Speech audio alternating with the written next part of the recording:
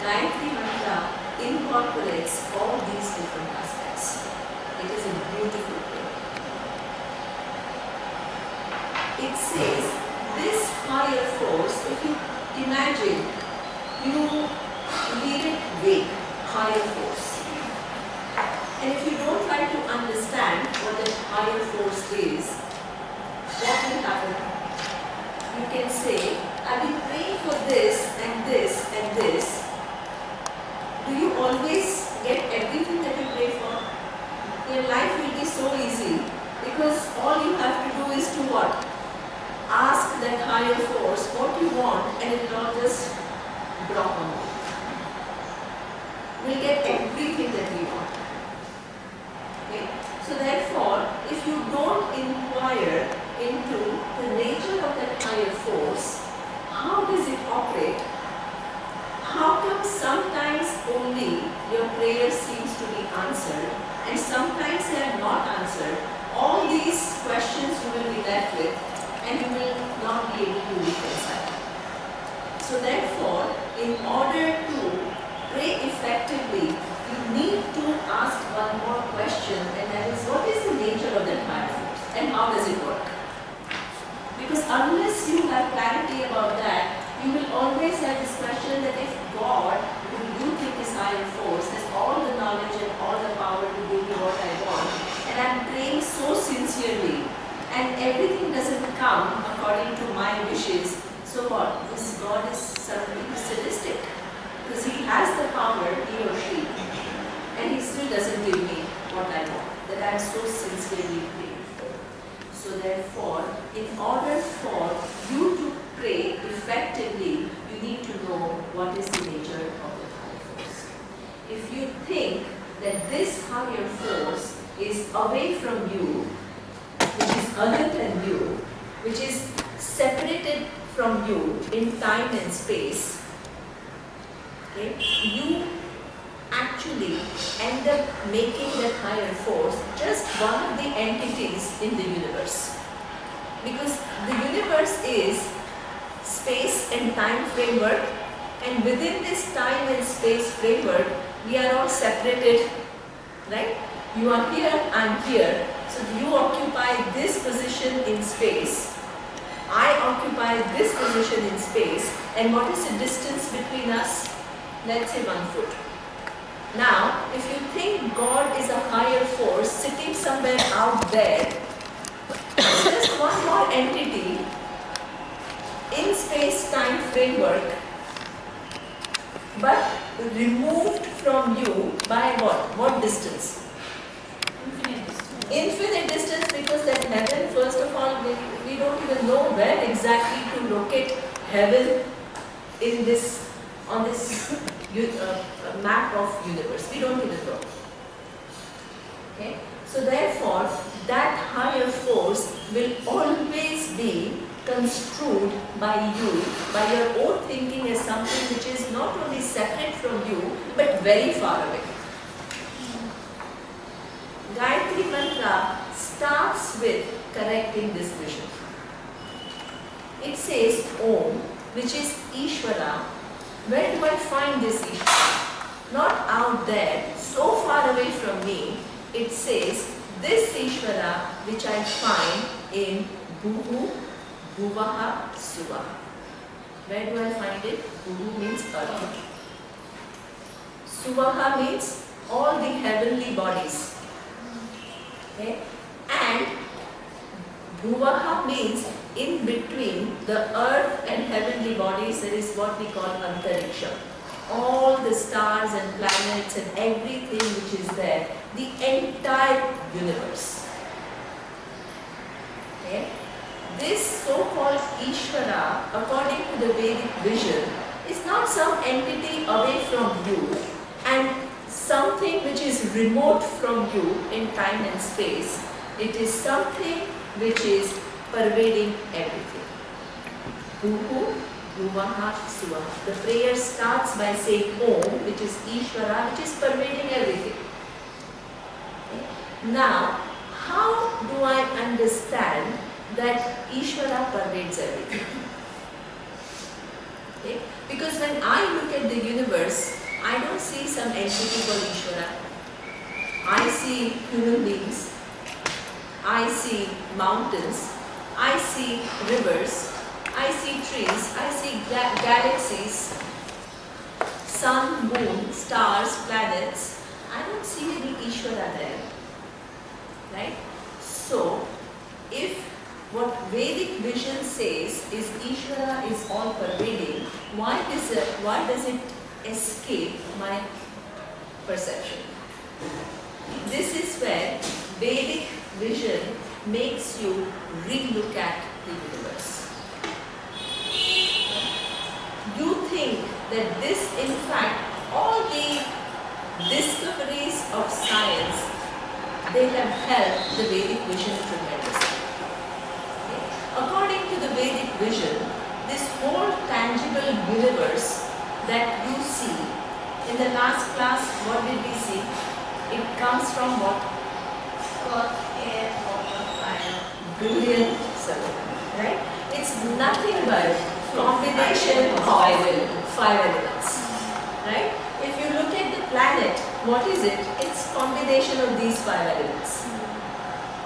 If you look at the human body, we are also concerned about our weight. Our body is mostly, the weight is of what? Water.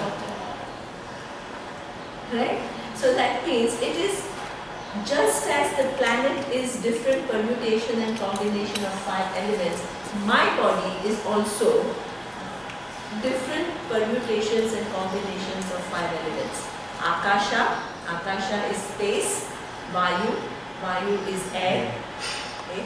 Agni, fire, Apaha, water, and Prithvi, which is earth. Okay. Now, you replace this model of five elements with modern physics. Okay. What does it say? Quantum physics. What does it say?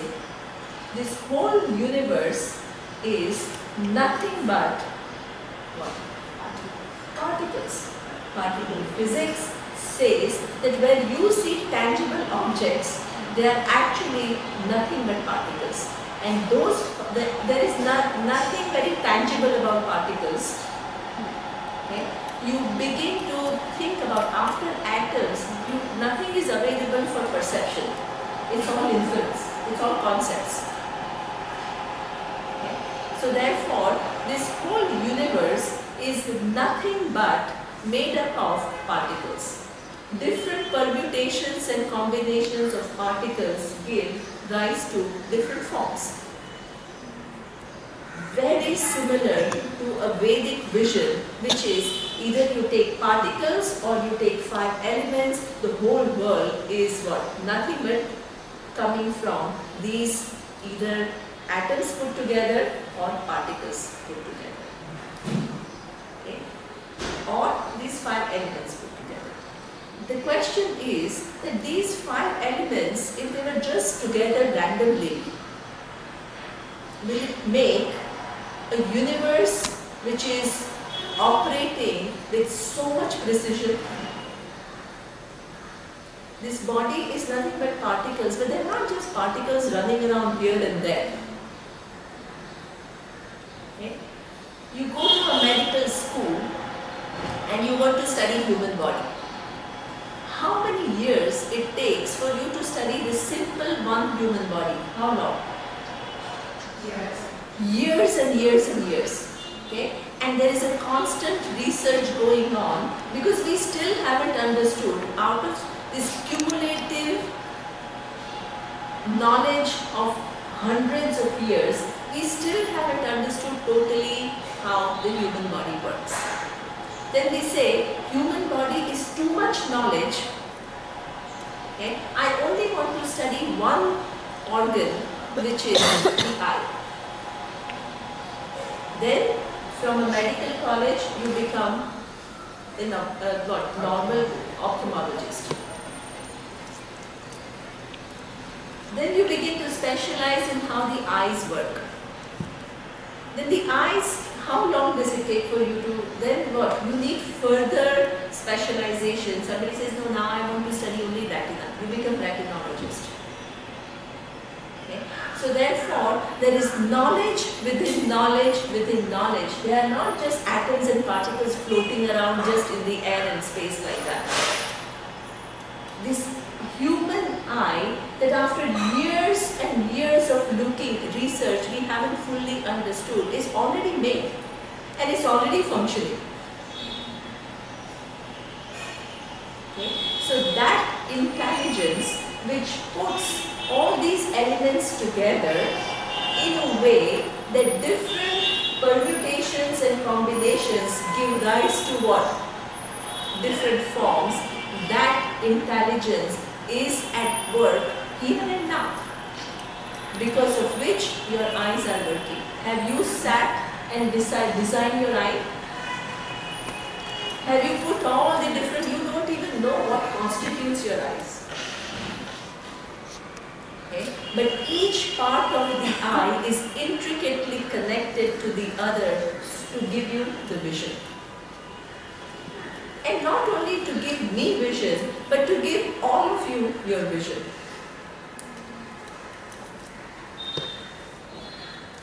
Then there is something which is human range. Within this human range, the eyes can capture this much. Right? But within that range, each one has a unique sight. What a design. Right now operating, not out there. Then you have not only your eyes, but your eyes are connected to the brain. Eyes see the forms. You will not be able to see those forms until what? The eyes reports the whole data to your brain. Who connects? Have you done the connection of your eyes to your brain neurons? Within this, there are centers. A neurobiologist will try to identify different places of the brain where different functions are undertaken. But the brain has already come, already performing these functions. Extremely intricately designed. This center is what? Giving sensations. I did a retreat recently, and there was a psychiatrist, and he said that when modern psychologists, when they study the brain, they try to find out the places of emotions. Where exactly in the brain there is a place of emotion, what kind of emotions take place, okay? And what is the place where all these emotions take place. He says they identify there is one part of the brain, where there is what we call the instincts. The eyes report the data and there is immediate response. Emotions arise, all kinds of responses arise. This is one center of the brain which is connected to all the instincts that we have. Then there is another one which is what we call cortex. So that means that not only we operate on instincts, what happens, you also have capacity to think and process that information. Okay? So that processing, where the whole processing takes place, because we don't always act only based on emotions. We have a capacity to reflect. Sometimes we go along with our emotions. Sometimes we say, hey, this is not appropriate, I should maybe do this because this is not the right response. That whole capacity is what we call the cortex. That takes place in cortex. Okay? Assess, process, decide, decision making, these are all what we call little bit higher emotions, little bit higher capacity of processing. Then he says there is a third center in the brain which is what we call neocortex. Okay? What is that? That is the place where even the higher emotions of compassion, right, is not just processing and making the decision, what? I can become a contributor, I can become really kind to others, I can become compassionate, and I can act based on understanding, I can be accommodative. All these very finer qualities are there is another center, neocortex. Okay? And they actually map the brain and they say these are the centers. Who has designed this extremely sophisticated system of what? Not only one individual, of all the human beings. The birds have a different system, different brain, different bodies.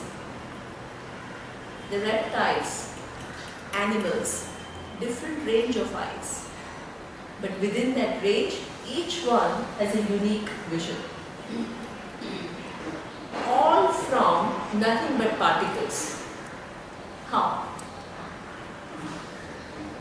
What is that intelligence which has made different permutations and combinations of these particles in a way that this design exists with and works with amazing amount of precision? This intelligence is what we call Ishvara.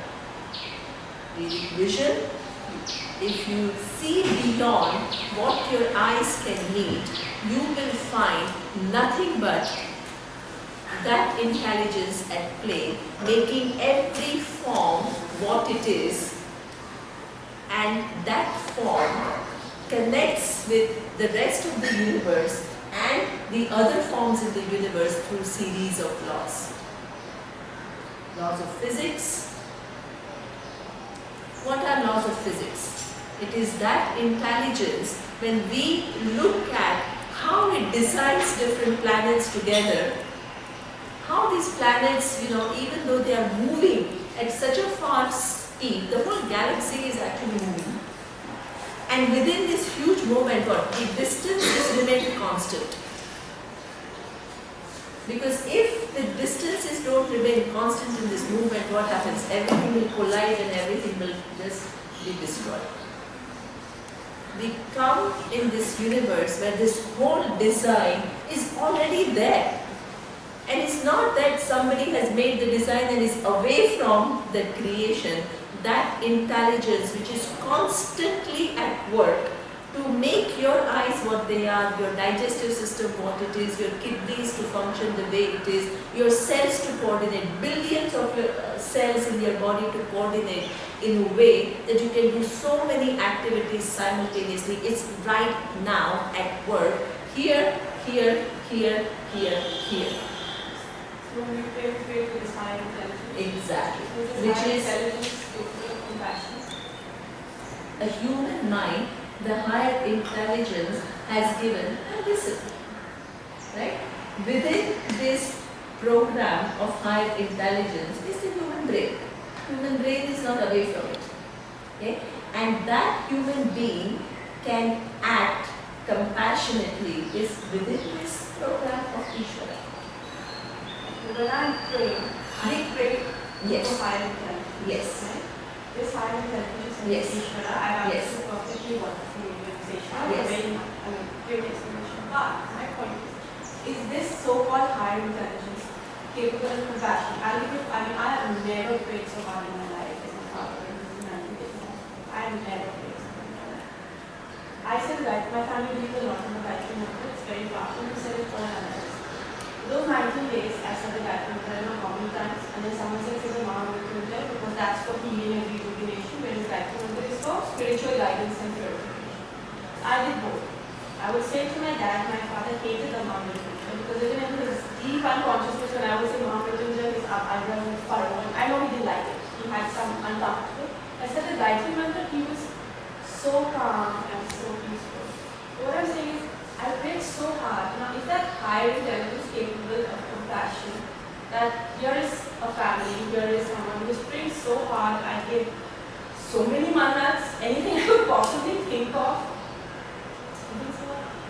So what I'm saying is this higher intelligence capable of compassion? If so, is it indiscriminate compassion? Is it logic-based compassion? Or, you know what I'm saying? I mean, I know this higher intelligence, I agree with the Lord universe, I totally believe in it. It's not that I disbelieve, I do believe. But what I'm saying is, how does it work? So, exactly. See, one thing that you have to understand is in this intelligence, you cannot attribute, first of all, it's not like one entity.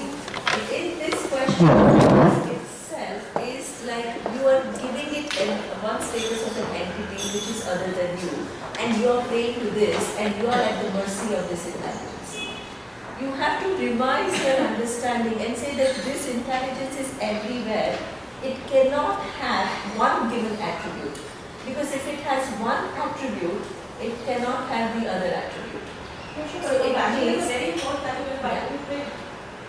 just try to understand, because otherwise your thing is, if the intelligence works, you want to be the maker of the laws.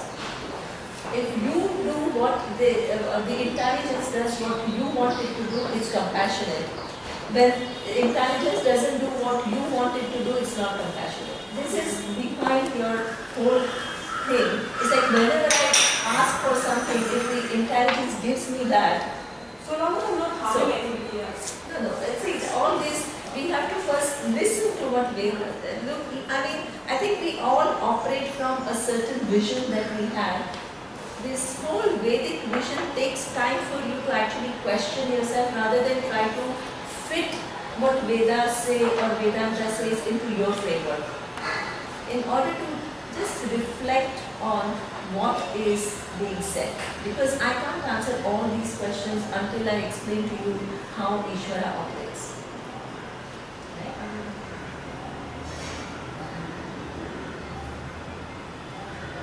A simple example is, understand, this intelligence manifests in form of series of laws in the universe. When you look at how the galaxies operate, it is what we call laws of physics. When you look at that intelligence from the standpoint of how the human body operates, we call it what? The laws of anatomy. When you access that intelligence in the form of how human mind works, you call it laws of psychology. So that means this intelligence is not just behaving in whatever way, it follows a certain laws. Now, the laws of gravity are applied. Okay? Now, if you are not aware of laws of gravity and you just walk and let's say you fall down, can you call Ishvara mean because you fell down and injured yourself by falling? That means our judgment is, what do we expect? The universe has to work according to my wishes.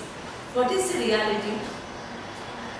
You have come within the laws of the universe, and you have to, your first job is to recognize the presence of the laws and realign your life with those laws. Okay? You say, okay, I pray that my body survives for 150 years. And then you say, no, I'm praying so hard, but God is not listening. Then the other person will pray, oh, my body should survive for 1,000 years. The next one will say, I should never die. So that means that you can't go beyond certain design, which is the laws. Okay? The laws govern the universe. This is the manifestation of Ishvara. The wisdom lies in understanding that these laws are infallible in nature. In this countless flow of time, I have just arrived on the universe, which is what? The time that I exist in this universe is infinitesimally small.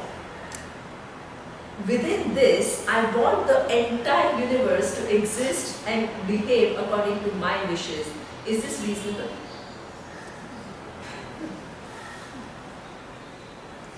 And when it doesn't, I pass a big judgment on the nature of the universe. This is actually, in fact I can do it, but it only leads to what? Suffering because I haven't really understood what is the universe. What is the wisdom? The wisdom is to understand how the universe works and to realign my life with how this great design works and help myself within it. Because I am not the author of the laws, I have to live within the laws.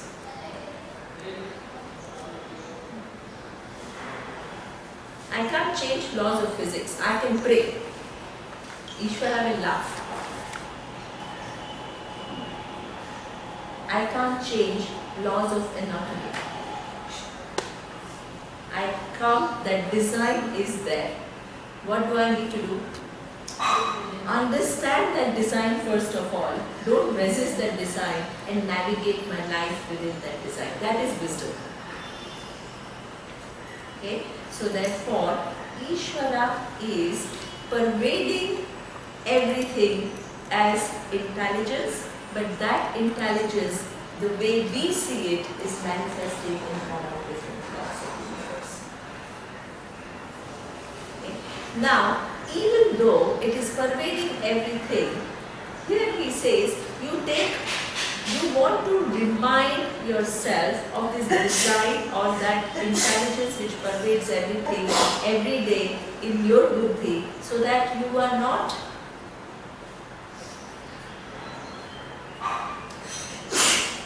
totally oblivious to the existence of this intelligence. You want to bring it to your mind.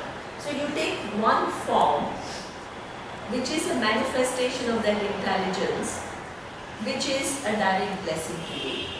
And what is that form? That Ishvara Om, which is in Bhuhu, Bhuvaha and Suvaha, which is pervading everything, I invoke in form of Tat Savituhu. In form of what? The sun. Sun. Okay? Which is Varenyam. Varenyam means it is Pujaniya. Pujaniya means it is something which is worship worthy by me. Why is the sun a good representation of that intelligence? It is light. Exactly. So that means the position of the sun, the presence of the sun is critical to my living. If that intelligence did not manifest in form of this sun, my life will not be possible. Okay? Now, the position of the sun to the earth is something which is what? Exact. If it was too close, earth will burn. If it was little far, it will be too cold. Okay? So it's the right positioning in the moving galaxy. Okay? So I say, hey, your presence makes my life possible. Acknowledge the contribution of sun. Don't forget it. That is Varenyam means Pujaniya. Pujaniya means it is something which is worship worthy. That, deserving of worship. The sun, in addition to just making your physical life possible, what is the other function it does? This food that you eat, what happens? Right, so Somebody is constantly sorry.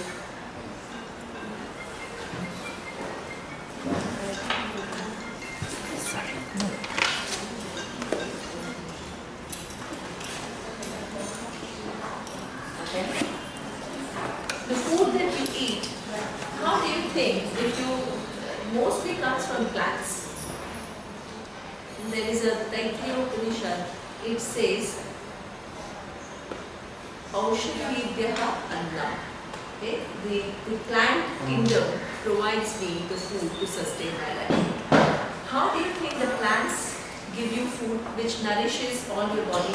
You go to a nutritionist and it will tell you what all you need to survive. Okay?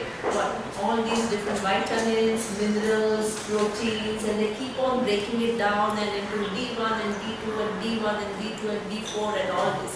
all this range of things that you need for your body to survive and be nourished, where do you get it from? From the plant kingdom. And how is the plant kingdom making that food? From the sun. There is this whole process of photosynthesis which makes this sun being so far away, okay, gives the plant has a capacity to absorb the rays of the sun and convert it into energy. And that energy nourishes and provides you with all these list of nutrients that you need for your body to survive. The process is continuing. The sun doesn't say, you are not even looking at me. You don't even care for me. I'm going to stop doing my job. That intelligence is at work. Whether you acknowledge it, whether you don't acknowledge it, it doesn't depend upon your approval or disapproval. This is what the design is. You have to see it and be alive to it. Okay. The third thing that the sun does, how do the plants survive? They need water. How does the sun contribute to that? Evaporation. Okay? There is the ocean water gets evaporated, forms into a cloud, and those clouds burst and provide you rain. This intelligence is at work all the time. All the time means all the time. If the sun said, today I just want a holiday, I don't want to do my job, what will happen? There's that lovely story, sorry to interrupt. Yeah, The sun and the wind, Yeah. who's more powerful.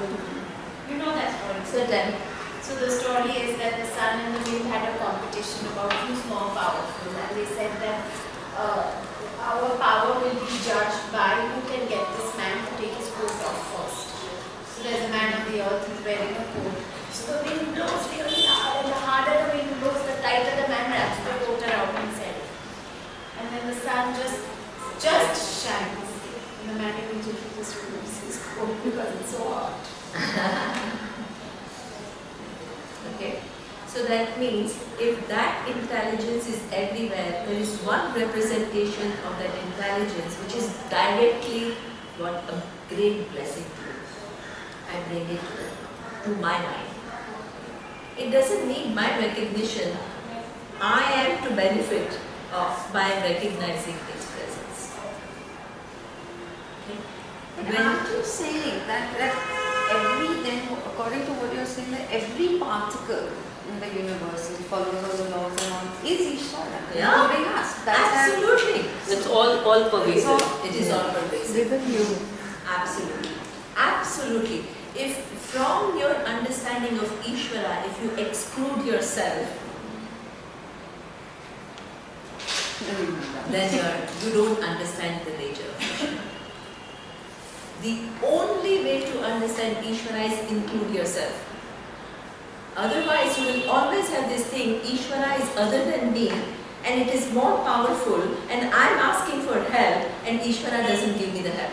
This orientation will not go away until you re-understand Ishvara and understand all that is here is Ishvara, because that intelligence is everywhere. Show me one place which is outside that intelligence.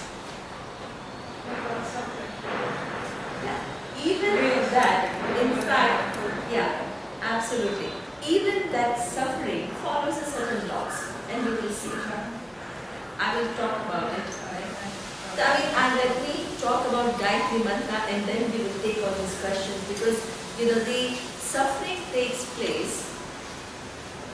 A lot of it is our not understanding the nature of the universe and acting irresponsibly.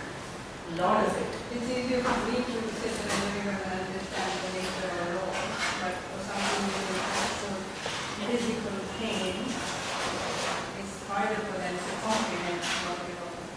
See, what Vedas say is that everybody suffers. It's not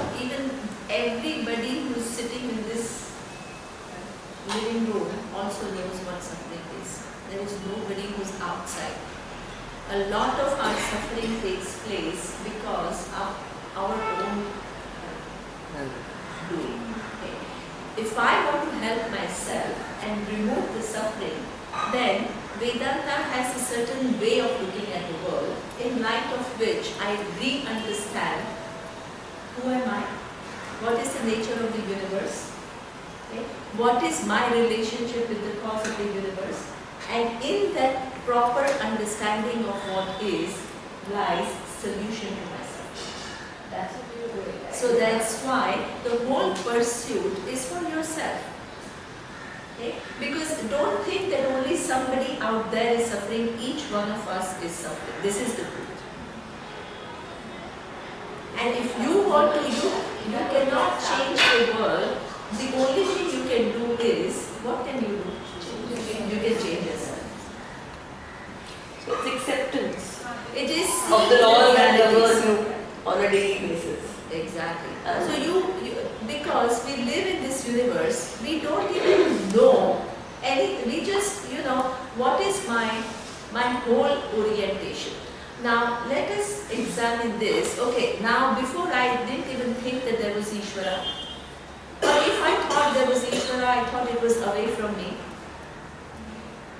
Okay? Or that I didn't even think about it. I don't even want to think about it. How does this knowledge that Ishvara pervades each and everything, how does it help me? How does it help me to reduce my suffering? Ask that question. That's a very smart question because everybody is actually really interested in getting rid of one's own suffering. You're operating within a large framework of intelligence. You are limited by the laws. Exactly. Okay. How does this knowledge that intelligence pervades everything and there are laws and you are not the author of laws, you have to live within the laws. It's not so much acceptance, it's seeing things clearly Seeing things clearly. and knowing where you can make the difference. Excellent. Being Excellent. acceptance, not It just. is just being alive to realities. Seeing things as they are. This is on the spot. It's not an advice. It is just seeing what is the nature of universe and seeing what my role in that universe is. Seeing how it operates. In that clarity goes a lot of your suffering. So, this particular vision that there is this intelligence everywhere, it changes my psyche at a very fundamental level. Very fundamental level. Generally, when I live in the universe, there is whole sense of isolation. Me against the world. This is the orientation of every human being. Okay. I want to protect my interest as much as possible. I want to engage in the world in a way that I can get everything according to my wishes, manipulate the forces according to how I want them to be.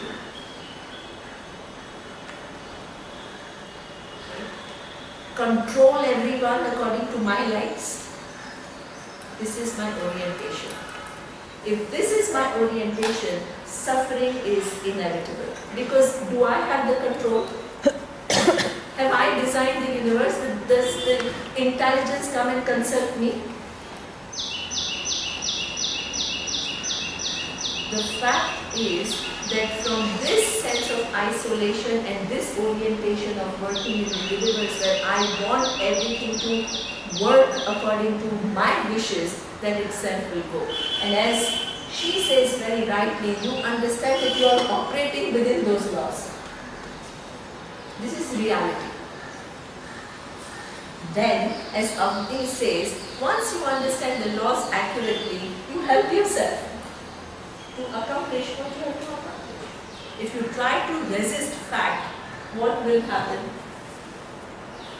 There will be a friction. In that friction is suffering.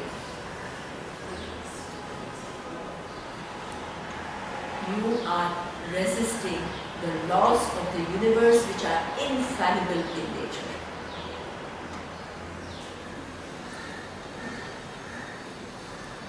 Okay?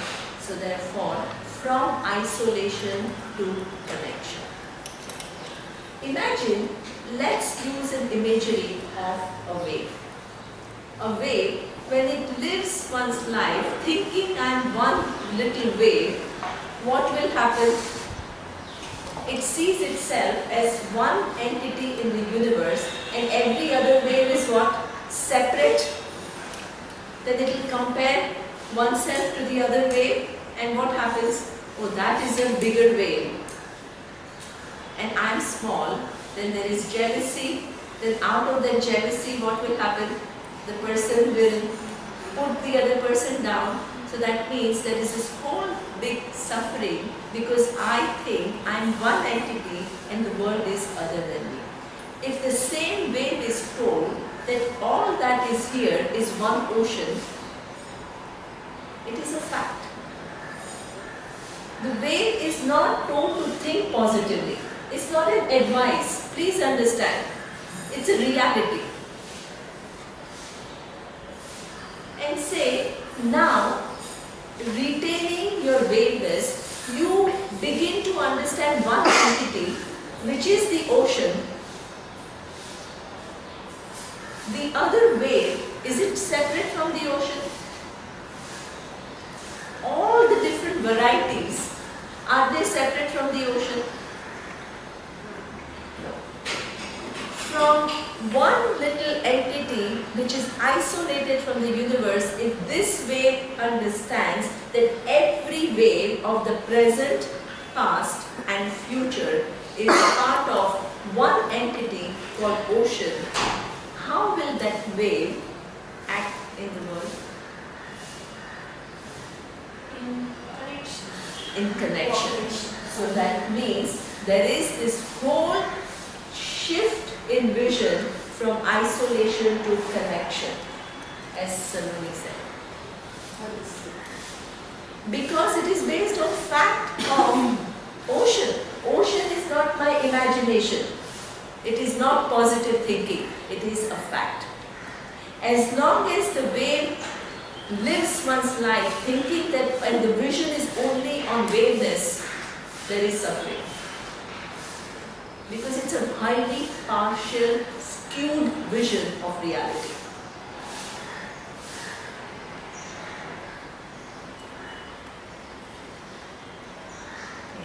Okay. In that connection comes gratitude. Because the world is connected, each wave is connected to all the other waves, and ocean itself is not separate from all these waves. Ocean includes all waves. Include yourself in ocean. Include your individuality in Ishvara.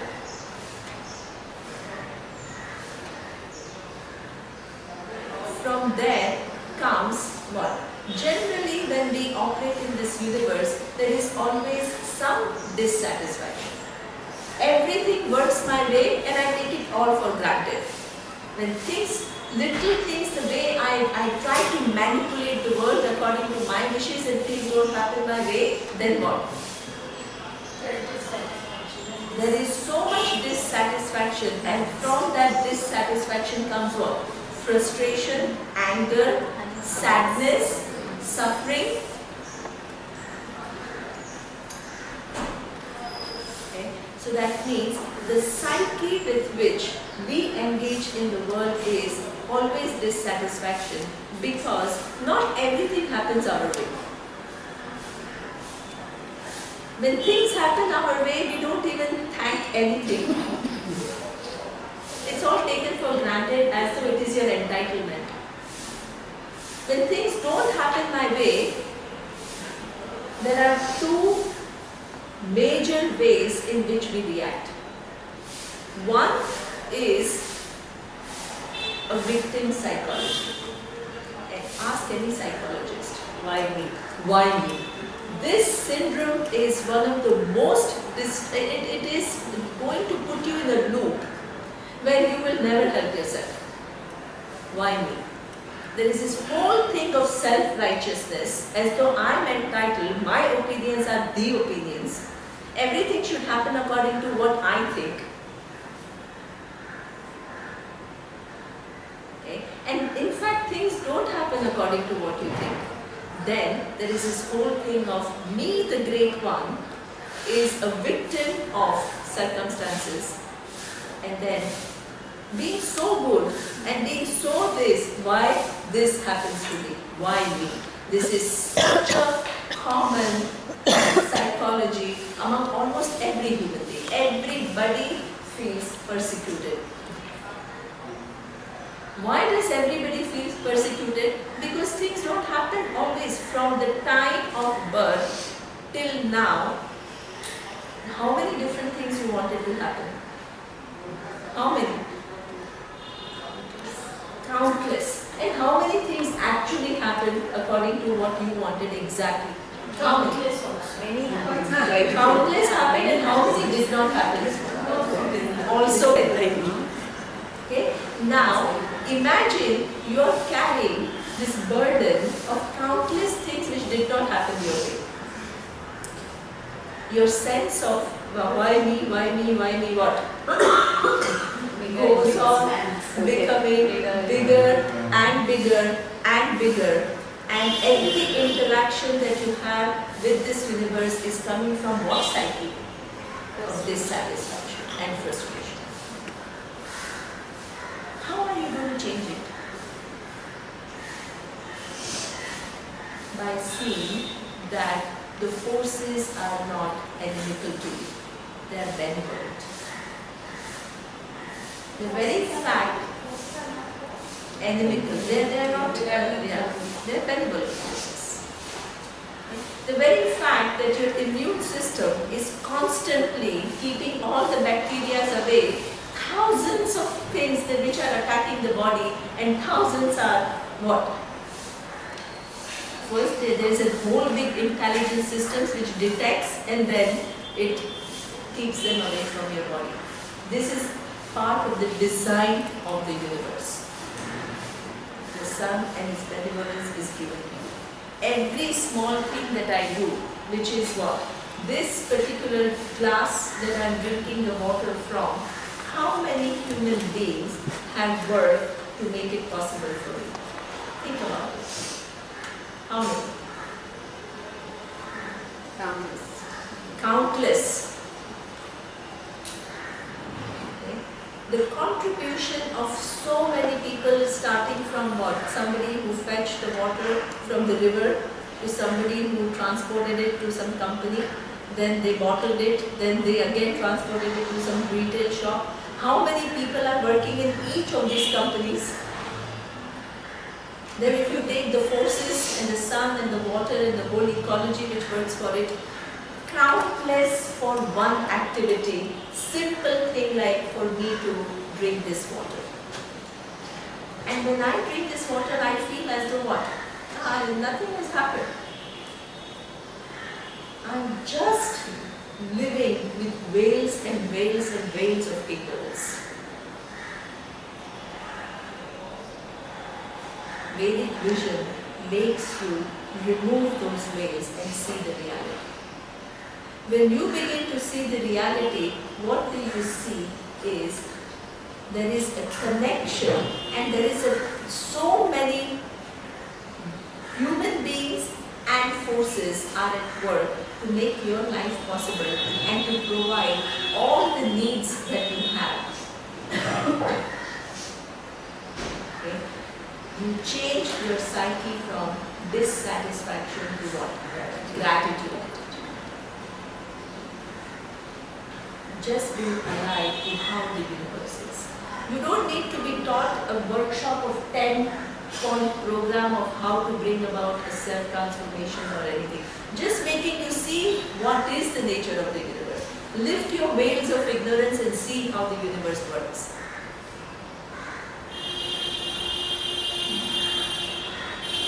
There is a natural shift. Natural shift from dissatisfaction to gratitude. The third and a very significant point is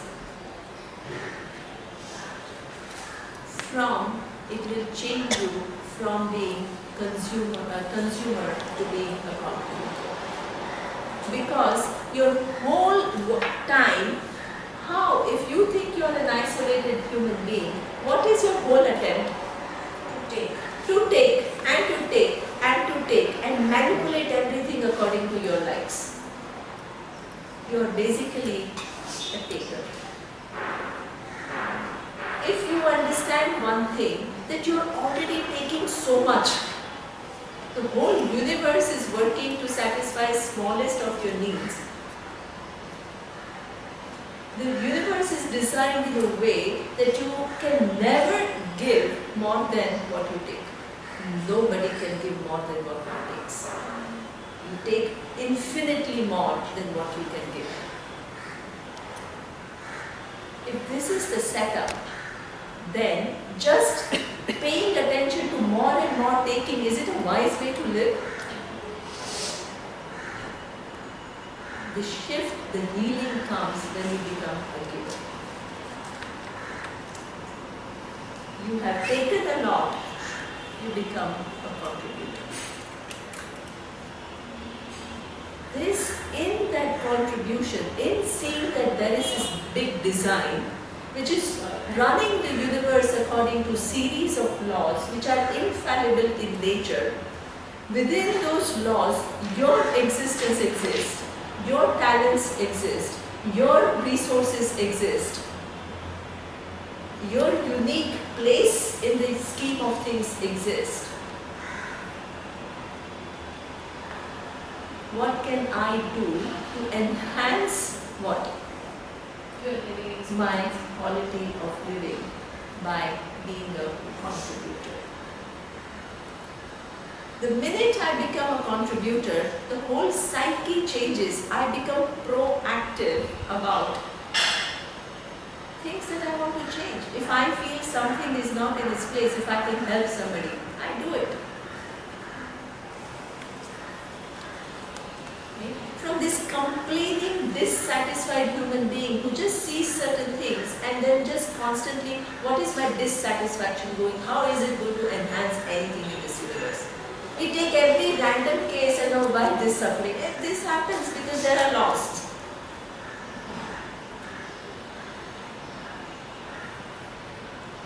If you feel something, then do something constructive. This is the only way to live your life with a certain amount of proactiveness. Resisting realities and resisting laws don't get you anywhere. It only brings about suffering. Our teacher used to say that if you say Ishvara, he used to say something very interesting. He says that if you say Ishvara is infallible, that means you are judging whether everything happens according to your wishes or not. If things happen according to your wishes, Ishvara is infallible. The minute something doesn't happen according to your wishes, Ishvara becomes fallible. That means you think you're smarter than that all intelligence which makes the whole universe. He says, the wisdom lies in knowing what is infallible is Ishvara. The laws are infallible. The laws have perspective of when do the laws begin. Do laws begin 50 years ago and 100 years ago? Laws begin along with the creation.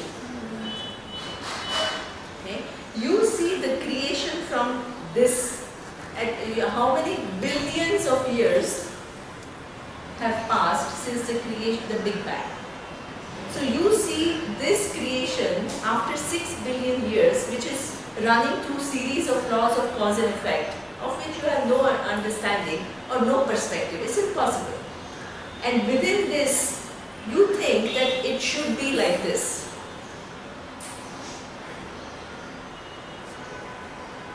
And when it is not, you think that, hey, this is all just, this is not following what I think. In what you? it seems all skewed to you. So you declare that this is all unfair.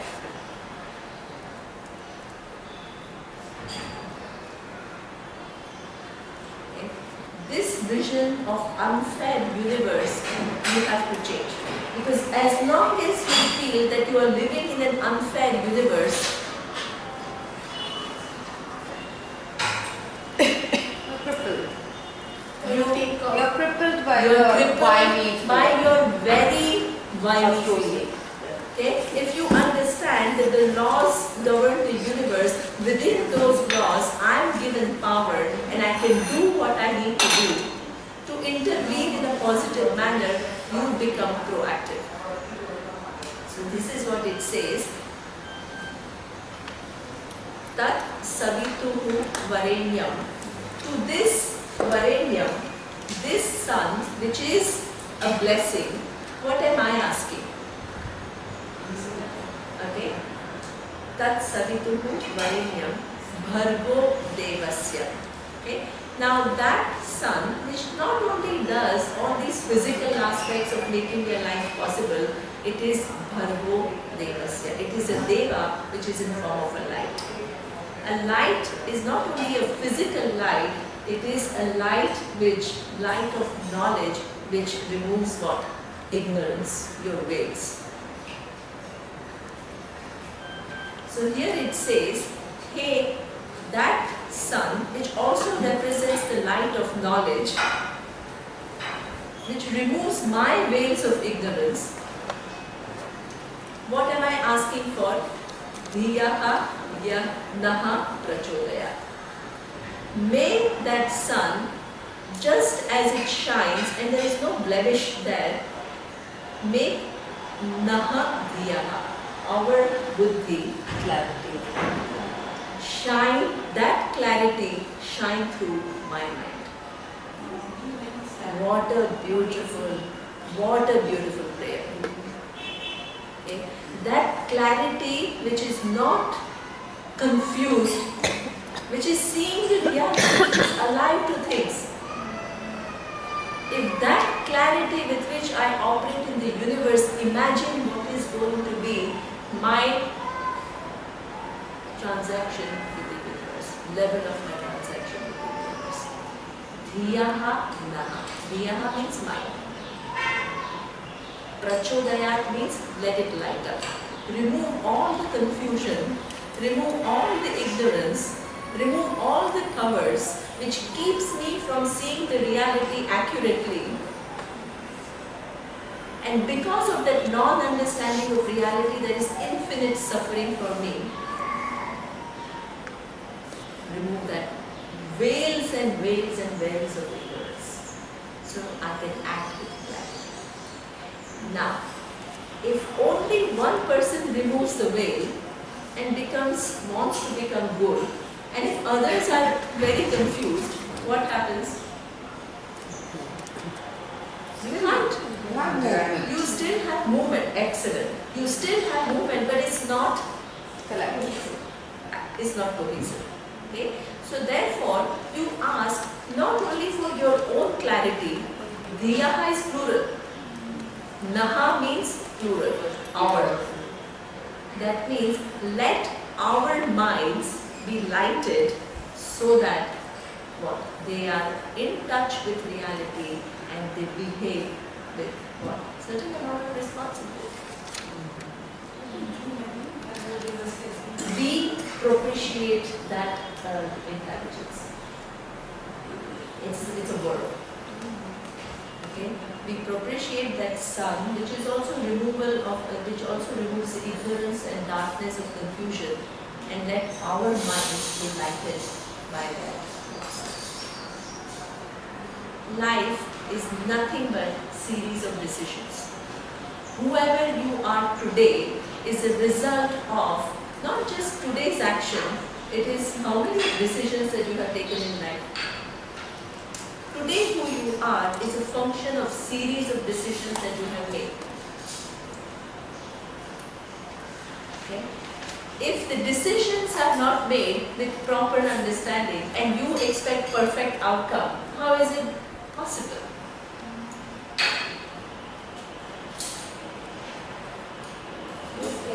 learning. Yeah? Because you're responsible. You're responsible, absolutely. You're shaping your future. If you're shaping your future, what choice do you have but to what? Change yourself. Change yourself. What choice do you have? Because the nature of your actions are going to decide what is your future. Basically, your destiny is created by yourself. Yeah, Your decisions through and your actions and your decisions. So as you get clarity of mind, your own decision power will improve. So you, for the future, may take decisions which will be better for you in that respect. Excellent. This is the prayer. That is exactly the prayer. Right? Instead of complaining. This complaining mode, dissatisfied mode is so self-destructive. Because you get into that loop and you always think that things are unfair. What are you going to do in the universe with this thinking process? Tell me.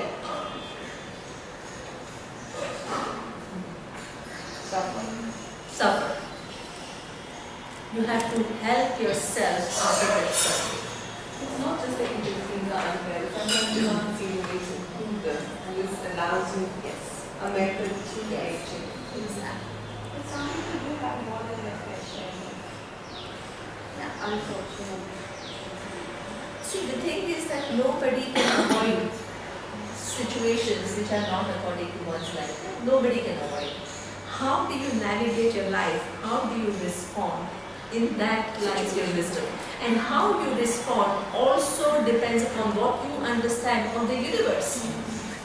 So humility That humility, that wisdom, that wanting to align my thinking in terms with what is, and not to operate from my own understanding, which can be highly partial or wrong understanding. That decision you have to take. But a scientific mind would say otherwise. Yes. Saying that would be a defeatist attitude to leave everything to this higher power, saying I have to accept what is thrown at me. I said if a scientific person was to question the higher power, then he says, oh, like what we're saying is there are these laws. If you understand those laws and operate in the framework of those laws, your suffering comes down to a certain extent, right? Because you're accepting of the fact that this is how it's going to be and I must operate within the framework. But how do you then pull yourself out of that despite working in that framework? You know there is a framework with which you have to stick by. How do you? But your understanding becomes, it gets greater and greater there. Right. I'll just give you a simple example. Right? Now there are two human beings, okay, who go through, let's say, personal loss. Personal loss is they lose somebody who's very dear to them. Okay? Now this is a fact. You can't change the fact. So now you have two options. Either to resist and whole life keep on thinking, why did this happen to me? Why did this happen to me? Life is so unfair, and build on that. Or say, now this has happened. How do I deal with it? This is exactly that Gayatri mantra is saying, let me not get caught in that framework which is self-defeating for myself. Let me help myself and make proper decisions in life where I help myself and do what I need to do. And I have seen that. I have had people who have at times gone through difficulties in life. Okay? Some have emerged totally depressed and totally disinterested. Some have become highly proactive in life and really made huge projects, okay, to benefit so many people, and through that they have healed themselves.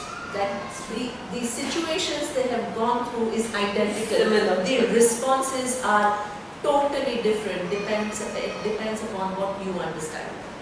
So in other words, you acknowledge what is happening to you, you accept it, and then you move forward, in a positive way, Exactly. right? Absolutely. It's also when you understand Ishvara, you understand that everything is one. So you start getting compassion, one thing leads to another. Then you see oneness, and then your dealings with one is better than second, and all your spheres that surround you is better. I also think that what you said was that what I understood from what you were saying is that you have to accept what you have. No. What she's saying or what the prayer is saying is that you have to accept the laws. Sun will rise every morning. We will grow old. We will have our periods. We will get menopause, etc. That you have to accept. And then where there is suffering is because you are expecting to be able to control that. So you have to let go, relinquish that. You are not You here. have to live in And I always responsibility just how could you of knowing that I've you are fallen down and let me change it. It's not possible. But that's not exactly what she's saying. But then there are certain situations where you acknowledge that there is a problem. Same way And same way because there are so many universes and so many parallel realities. So you have to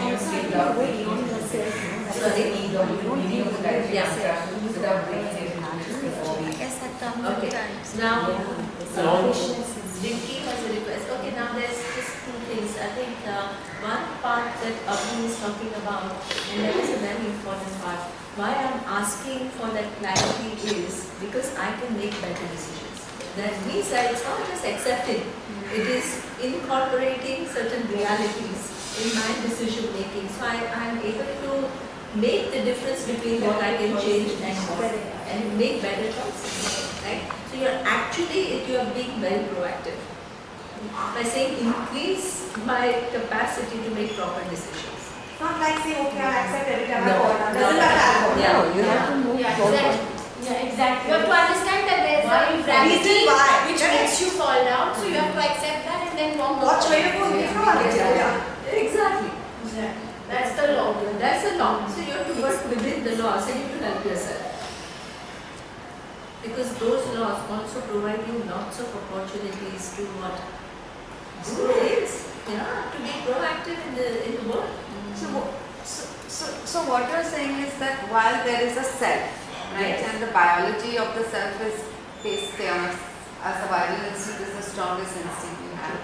That self is infinitely connected to every other particle in this universe, which is basically the self and Ishvara for everything. Yes. And that is already working to make my life possible, and through that sun, I'm asking to remove the veils of my ignorance so I then in touch with realities and make more responsible decisions. In this world, you can ask for different things. As a child, you like your toys. Then those toys lose value. Then when you become, when you're in school, I was asking about ICSE exams, so somebody was saying now it is like the whole world is based on this ICSE. After 5 years, nobody will even think about it, right? Then you are in university, then who's getting into what university becomes a huge thing, right? Once that passes, then who cares, right? Then the job. So that whole life, you keep on moving from one thing to the other. At that point, it is so important. After a few years, who cares, right? There is one thing you can't say, now it is important and in future it will not be important. And that is your clarity of thinking. You need that clarity of thinking at all times. In all circumstances, in all situations. Whether you are at work, or you are at school, or you are interacting with your spouse, or you are interacting with your family, your kids, you need clarity of thinking. That Gayatri mantra, that prayer never becomes redundant. It's something, your clarity of thought will stay with you for the rest of your life and it will bless you. So that enhances your life. That but enhances the people around you, if they do not have the same clarity of thought, then what happens? So this is why I said Dhiyo Yona. At least It is a collective, pray for collective clarity of thought. collective clarity, that's what you can do. Using your free will Collective consciousness. and your actions, it will change People around you. That does one more thing, which is a very important thing. Okay? Generally what happens is, because of our smallness, what happens is that when somebody is doing well, instead of being happy, what happens? There is a jealousy. there is such a, even though empathy is something which is such a, it's a part of the human brain design, that when somebody is in pain, okay, I am also in pain. Every human being identifies with somebody who is in pain and tries to help. That is human nature. Okay? If that is the case, why should we have jealousy? But then you have to have collective consciousness, right? In the emotion of jealousy, if you analyze, what happens is, you think generally we have an image of ourselves which is not very good. No matter who, what everybody else thinks, many things we hold within ourselves and we feel little bit small. Now when somebody has some talents or some skills or some looks or whatever that makes us feel that we are less than that person and I value that thing, what happens? You feel that person, the presence of that person reminds you of your smallness. And that smallness you cannot tolerate. So what is the response? In order to get rid of, what is your attempt to get rid of the smallness? How do you handle that? You make them small. Exactly. As Saloni says, you can't accept somebody big, so therefore you bring that person down. When you bring that person down, what happens? You feel better. Exactly. You compensate for your smallness and you feel good about yourself. Okay? Now, so that means you're constantly looking at the world and looking at many different people and comparing yourself with everybody else. And whoever reminds you of your smallness, you want to bring that person down. This is the nature of our interaction, and this is what is something which also puts us in this whole not self-enhancing behavior. By saying the fact that you are asking for clarity of not only you, but everyone else, what are you doing? You are including everybody else's well-being as to your well-being. This is a huge, significant shift at a very subtle level in your psyche.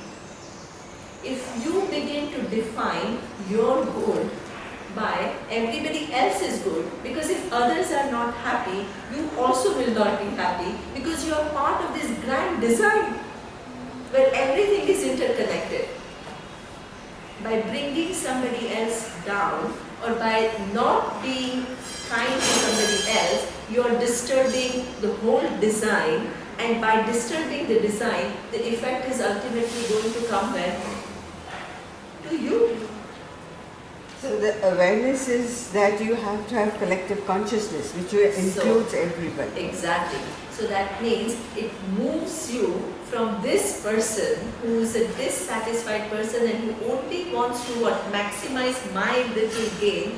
You redefine your success or your well-being as well-being of everybody else. Include that. You become big. But isn't that a kind of healing when you acknowledge collective consciousness? Absolutely. We are not, I don't know what you mean by collective consciousness. What I am saying is that you are connected. Okay? And in that in the recognition of that connection, you behave differently. Or if that is too vast a concept Yes. to incorporate, and really that you're saying that when you look at other people who are too big and you feel overwhelmed, you try to make them small. So basically then what you are hoping for is that the clarity of your understanding will not allow you to dabble in illusion. Exactly. Which will create this Exactly. thing for you. Yes. In fact, what you are saying is, if I make other person unhappy by doing certain things, and I bring the person down, or I say things about, I'm disturbing the whole ecology. And by doing that, the result of it will come back to me. So I'm not acting in a self-enhancing manner when I disturb the whole ecology of things. You also disturb by your own emotion. Exactly. You are also disturbed by my own conscience. Absolutely. And also the way the result comes for me. Both ways. It's just growing clarity. Now, Dinky says that without this breaking down, let's understand the meaning and then I will teach you how to chant. Are we? Past. Just like a continue. So, okay. So now it says Om, which is Ishvara. Where is it? Bhuvu, Bhuvaha, Suvaha. Okay, which is on this earth, in the heavens, and also in between. Okay, that's Savitur Varenyam. Now that intelligence, which is in form of Savitur, Lord Sun, which is Varenyam, which is Pujaniyam, because it does all these things, which is also, in addition to providing this physical function, it is Bhargo Deva. Okay? It is a light of knowledge which removes darkness, of confusion, ignorance and all that. Okay? Bhargo Devasya, to this we Dhimahi, we propitiate. Okay? And what are we asking for? Dhiya Yana Naha. Our. Naha means our. Dhiyaha is mine. Prachodaya, light up.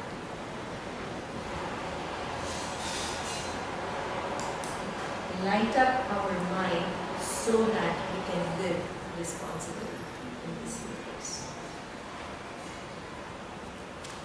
See your presence. See what I can change, what I cannot change. Revise my opinions. Don't become the author of the laws. Try to navigate your life within those laws. Navigate in a way that you are proactive, you are enthusiastic, you are dynamic, and not caught in this vicious circle of thinking, in this helplessness and why me, which actually takes away everything. It takes away all your creative capacities and makes you a mediocre person who is only dissatisfied and not happy about things. You will have thousands of reasons not to be happy about things.